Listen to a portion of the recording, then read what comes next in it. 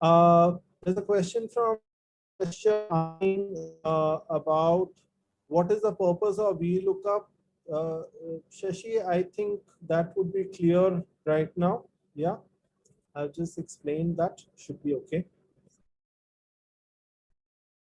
Okay.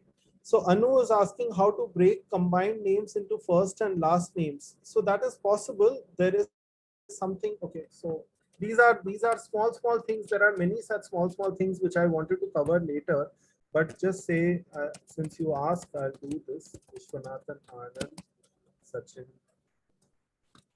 Right? Okay. Suppose these are like full names. Okay, these are full names. So what I will do is I will select all of these.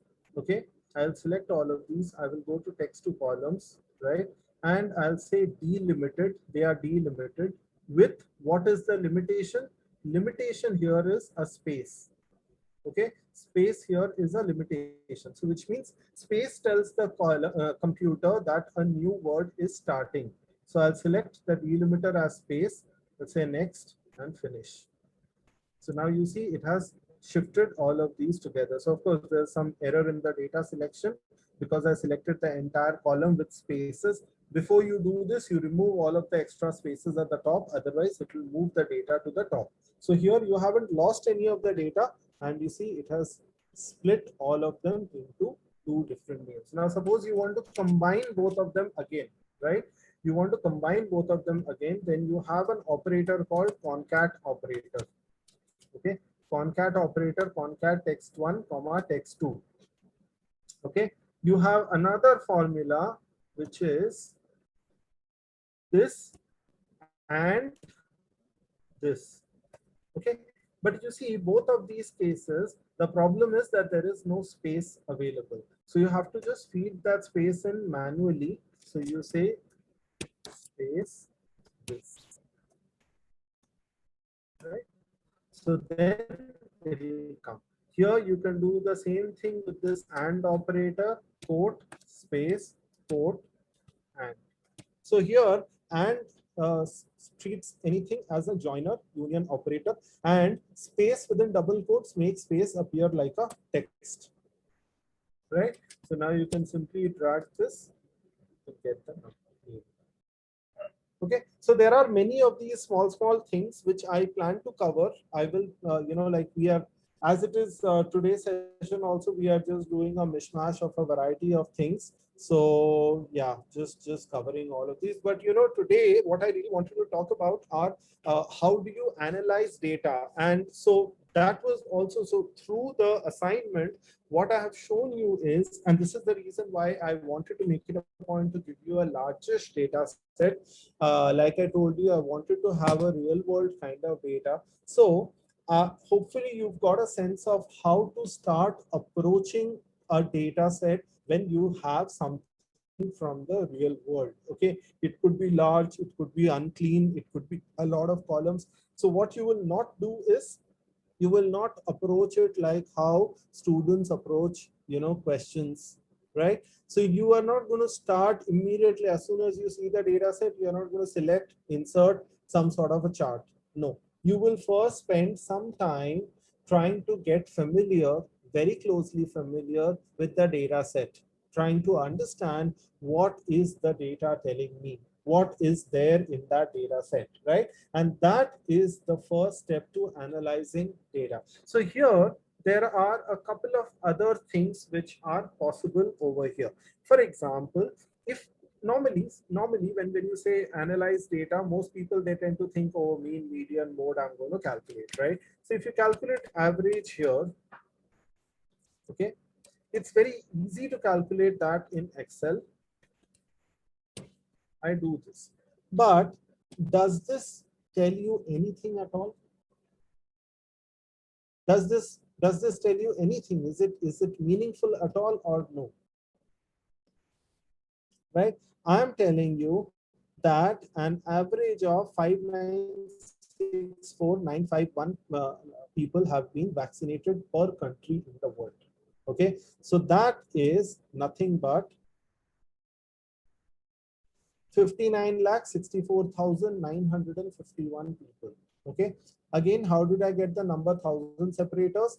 You press the comma, you get the 1000 separator, but whether it will be in lakh crore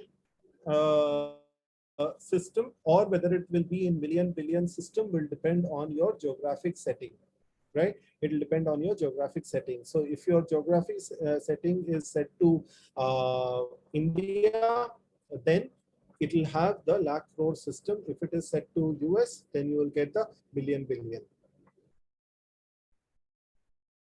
Okay, clear? So this average tells you nothing. So over here, from a data analysis point of view, it is probably more acceptable or more meaningful to do things like what is the percentage. So again, now how do you find data on the population, right? There is no real direct way to do it unless you have Excel 365. If you have Excel 365, you can do it. It is not still a very good system, but you can do this. You can name this as geography data, right? You can call all these as geography data. So it is converting that. This is only available on 365. Okay, so I'm showing you for those of you who have 365, or if you plan to upgrade, I'll show you. Then once it is geography data, then you can get population. But what the computer is doing is it is actually searching on Bing and it is getting. So right now it's not working somehow, but yeah, so it will be able to select the data set, convert it to geography, and then fetch the population from the internet. If you wish to do that, you can also go online, Google China population and post that number over here. United States population, get that number here. So once you've got the population detail, then it's just a simple way of calculating percentage for that. And then when you say that this is the population that has been vaccinated, then it's a lot more meaningful, right? So here you can start getting from here for all of these things, what is the population of so and so country. So you can get this kind of data available over here directly. So you can say what is the population of this country. Okay, so the population of China. Again, what is the population of any of these countries? So you can select the entire column and do it. So now this is online data. This is data that has been fetched from the internet. So you can as well do this manually.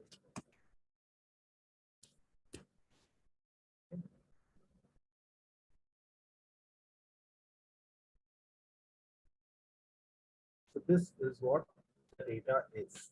This is what it's telling you. This is what China has vaccinated. This is what US has vaccinated. So now the data is slowly starting to get more and more meaningful. Again, you might be thinking that, oh, my data is, there are 208 countries, and imagine trying to get, data for all 208 countries from Google. You know what? We've already seen that here before. The top 10 countries are what is contributing to the majority, right? So if you only do 20% of the data, you are able to cover 80% of the vaccination cases by Pareto law, right? So therefore, it is, you probably have to just Google about 15 or 20 of the countries, and once you do that, that's as soon as you've done that, you've gone to a meaningful data. So again, we've already learned the various techniques that are needed for data analysis. Now the question is just using your own analytical skills, using your own thinking, using your own ingenuity. You have to try and understand that what are the various measures that would be useful in this particular case, right? So showing you here. This gives you a whole new perspective of it. So which are the countries that have vaccinated most of their population? There you see Chile has managed to vaccinate 67%. That's 2/3 of the population. Closely followed by Canada, very close to 2/3. More than half, United States, Germany, United Kingdom, Italy, France, all of them have managed to vaccinate more than half of their population. So, it's giving you a lot more perspective when you start looking at numbers like this. And that is what data analysis is all about. Once again, if I were to reiterate one very important thing, do not jump into working things on the data set as soon as you see it. Even if you are creating charts and working on the data set as soon as you see, remember those charts are only your interim products to give you an idea of what to do. They are not your final charts, right? So they are not your final charts. So the charts that you create in the beginning are only there to help you make sense of what the data set is. Okay.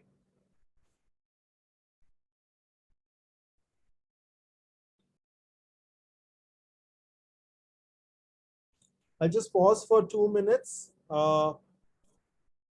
Nidhi has posted the attendance link. Oh, it's already been some time. I didn't check the chat. But anyway,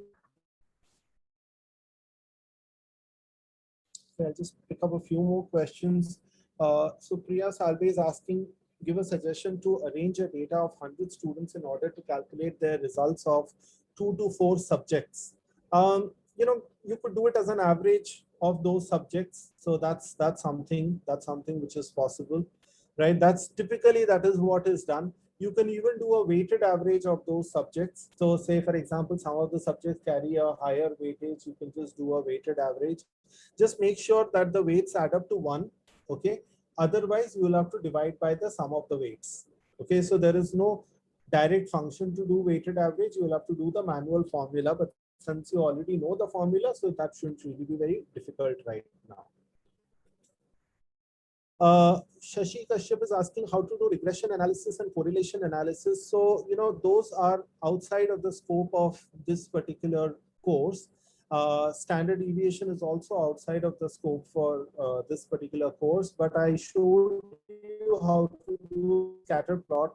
So scatter plot and the trend line is the first step. So the scatter plot comes from correlation, right? And the trend line that we added, the linear trend line, that is your step 1 in the regression analysis. Of course, there are many functions in that which are possible, but those are outside of the scope for this particular case. Dr. Alka has been asking for quite some time about pivot table with location and cases data. Dr. Alka, I actually did that. I don't know if you noticed and if you missed it, but I actually did that pivot table. So this is a pivot table with location and cases data, and I pasted this information over here, right? So you had requested this earlier, and that's why I did it. Initially, I wasn't planning to, but then I did it later. Okay, so you can see all of the pivot designs that can be done. Attendance link, Sunita, has already been posted on the chat.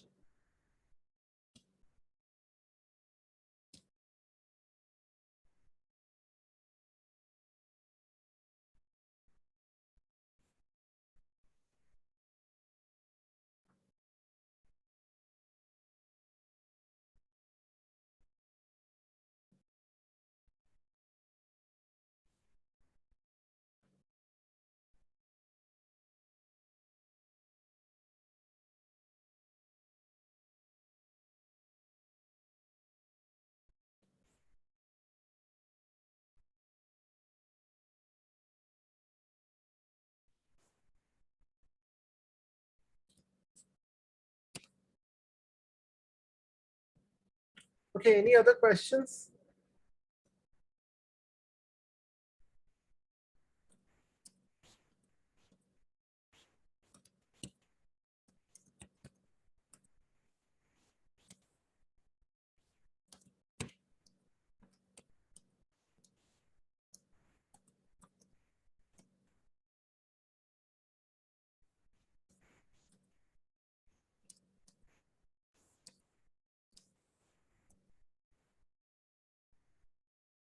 Okay, so today there is going to be no assignment for today, right?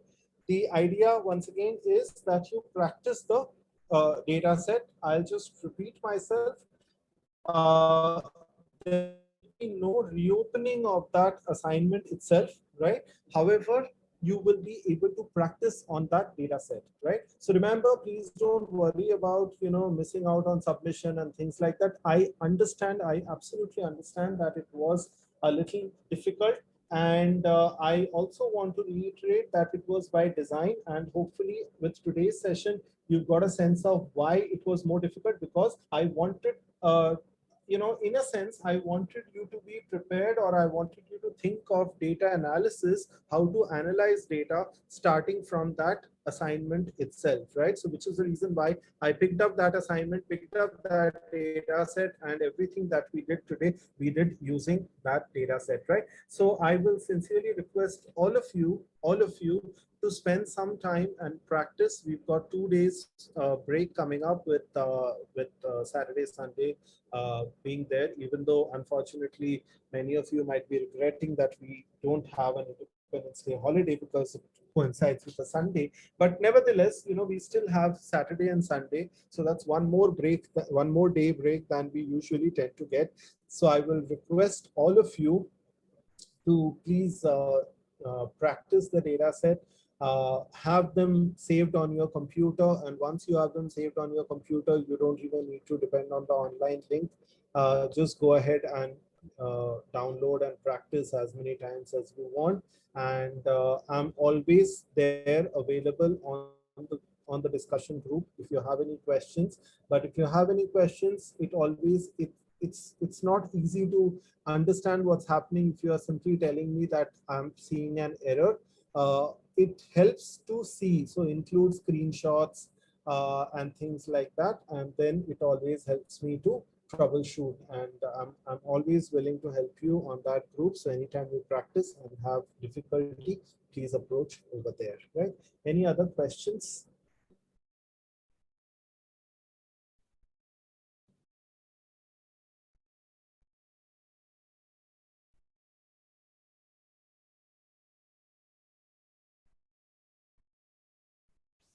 Um, Hierarchy chart. Dr. Deepika is asking about hierarchy chart. So hierarchy chart is it's not really a data analysis thing. Okay, so hierarchy chart is used more for, it's also called an organization chart, right? So we'll do hierarchy chart when we are doing PowerPoint, right? So it helps to, it's not a data analysis thing. It just tells you who reports to who and things like that, right?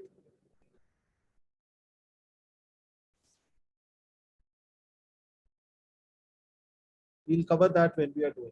Okay, so there's a question from Divya asking, how does one depict on the chart something when the values are not available? See, say if data of Afghanistan or new cases is not entered or marked nil, right?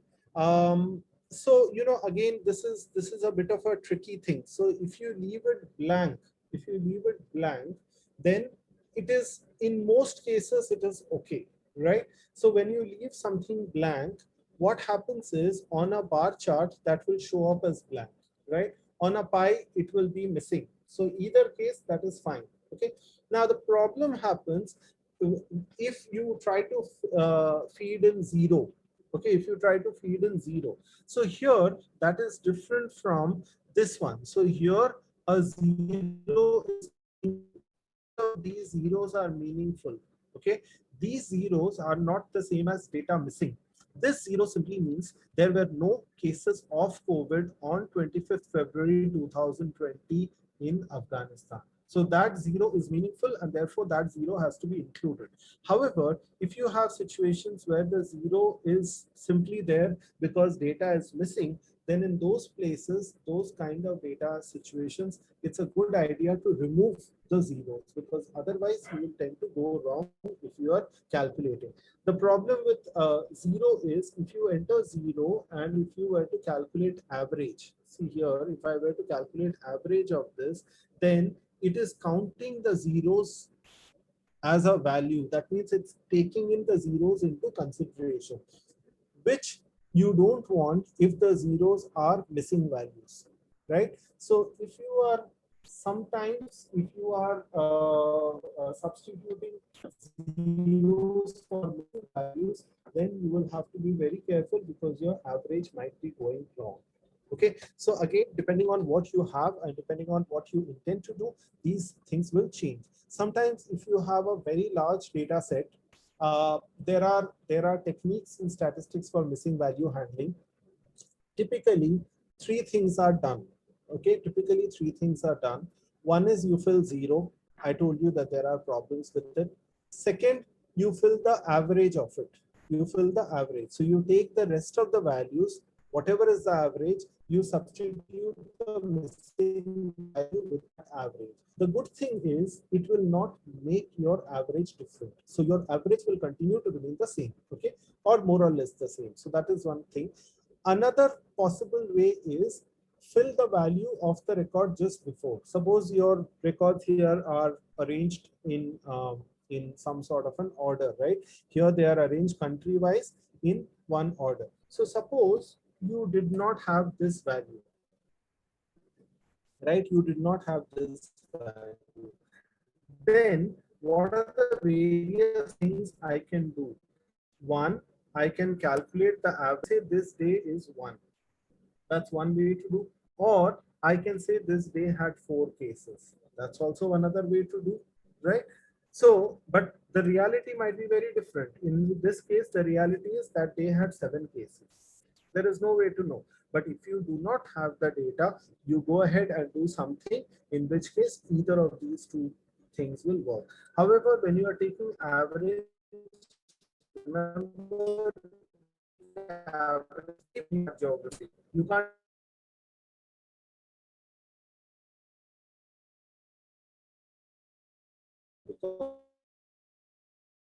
in February, March, whereas in Afghanistan and all, it had just arrived. So Afghanistan, you select one or you select four, you are more likely to be correct than if you were to select average for the entire series for every country. Yeah, does that make sense? A lot of these kind of things in statistics, they are done on a case-to-case basis, right? So you just have to, see what is working for you in this, given your purpose. You just have to take a look at what is working for you and then go ahead and from there.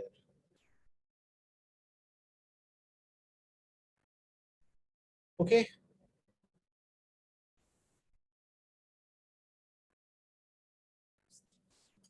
All right. Any other questions? I can take a couple more questions.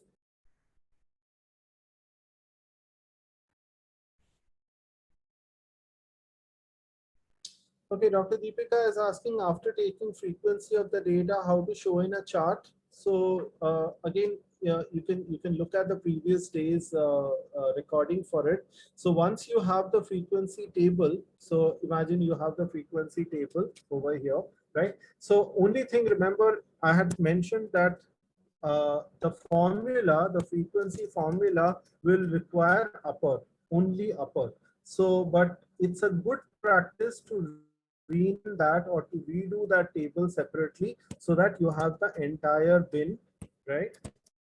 And frequency, okay, only 20. So there you manually rename the bin and make it 0 to 20 and copy all of the frequencies from here to then just select all of these, whatever, insert and make this. And if you want it to look like a histogram, then you just remove the gap width. So you right click.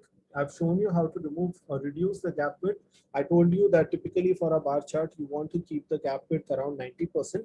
But here manually you come down to 0, or if not 0, come down to 2, 3, 4%. So there is a very like a hair margin in the gap, but more or less they look like they are joined together. Okay. So as soon as you do that, the chart that you're looking for is ready.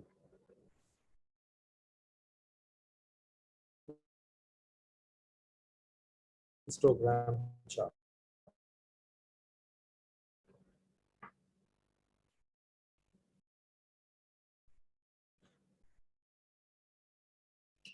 Any other questions?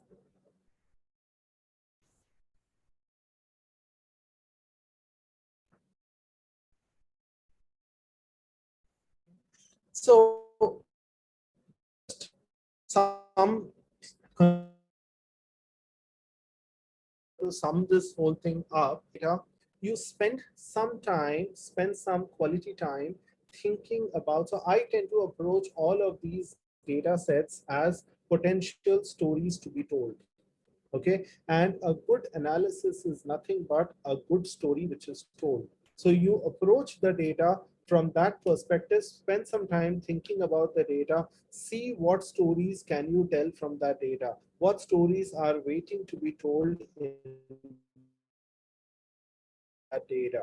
Okay, and for that do some preliminary analysis and see what can you say, see what you know about the topic, and from there you decide what kind of a view works best. You may need to rearrange the data, you may need to make a sum of the data, you may need to remove certain columns, a variety of things. So again, a good practice for all of this is to keep the original data as it is and to work on a new data set. How do you new sheet copy? How do you make a copy of this? Right click this tab and it says move or copy. Okay, so click move or copy, click create a copy, and it says before sheet where. Right, so here I want it to appear after cases. Okay, after cases, so which means before sheet vaccinated. So it says cases 2. So that 2 is nothing but a copy of it. Now, whatever I want, I can do to my hard's content on this sheet, right? If things go wrong and if you are lost your way, if you are no longer able to figure out what's happening, at worst, delete this sheet entirely and your original data is still intact. Start over again, right? So remember, analyzing data on Excel is a process which involves a lot of creativity, a lot of free thinking. Approach it like telling a story, which is why I'm repeating myself. Spend some time when you're crafting a story, spend some time thinking about what is it that you would like to convey about it. So before that, before you are able to tell what is it that you are likely to convey about it, you have to know what is the story yourself. What is the story that you are trying to tell? So analyze the data on Excel means, for your own understanding, 10 different analysis that you do yourself, different charts, different views and things. Maybe you finally will submit or show to the public only 1 or 2 charts, but you put in those 10 charts, so you understand what is it that the data is trying to tell you. Try and think of one interesting thing in the data. Like for vaccine, we already know that the big story over there was the disparity in the vaccines around the world. And we worked everything with that big story in mind. So try and understand from the data set what is the big story that the data is trying to convey. And that will always guarantee you a good story to be told. Right? I will revisit some of these concepts when we again do PowerPoint, because even though they may seem like different tools, but remember, PowerPoint is a tool to tell a story. All right. So when we are trying to work on PowerPoint, and imagine if I were to ask you to make a PowerPoint on this COVID vaccination, maybe we will, right? And then you will have to go back, use Excel, make some analysis on Excel, paste those charts on PowerPoint, and then tell the story. And what charts will you paste? The charts that tell your or that amplify your story. The story will be told through PowerPoint, but Excel will buttress the story. It will strengthen that story. So keep that in mind, and I think you are going to have a nice time analyzing data and telling stories, right?